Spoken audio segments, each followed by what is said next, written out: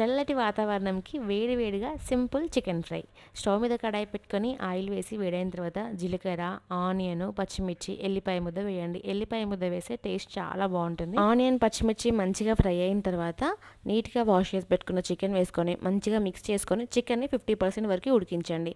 Chicken 50% ఉడికిన తర్వాత పావు స్పూన్ పసుపుని, రుచికి తగినంత ఉప్పుని, కారంని, హాఫ్ స్పూన్ ధనియా పౌడర్ని, పావు స్పూన్ గరం మసాలాని, ఒక స్పూన్ అల్లం వెల్లుల్లి పేస్ట్ వేసుకొని మంచిగా మిక్స్ చేస్తూ ఫ్రై చేస్తూ ఉండండి లో ఫ్లేమ్లో పెట్టుకొని. ఎప్పుడైనా ఫ్రై ఐటమ్స్ చేసేటప్పుడు గుర్తుంచుకోండి, పోపులో పసుపు, అల్లం వెల్లుల్లి పేస్ట్ వేయకూడదు. మనం చేసే కర్రీ పైన మూత పెట్టకూడదు. ఇవి రెండు గుర్తుంచుకొని మీరు ఏ కర్రీ ఫ్రై చేసినా మీకు పర్ఫెక్ట్గా ఫ్రై అయితే రెడీ అయిపోతుంది. మనకిప్పుడు చాలా సింపుల్గా చికెన్ ఫ్రై అయితే రెడీ అయిపోయింది. చూస్తుంటేనే నోట్లో నీళ్ళు వచ్చేస్తున్నాయి. నిజంగా టేస్ట్ అయితే అద్భుతంగా ఉంది, సింపుల్గా అయిపోతుంది. తప్పకుండా మీరు ట్రై చేసి ఎలా ఉందో కామెంట్ సెక్షన్లో కామెంట్ చేయడం అస్సలు మర్చిపోవద్దు. Thank you for watching.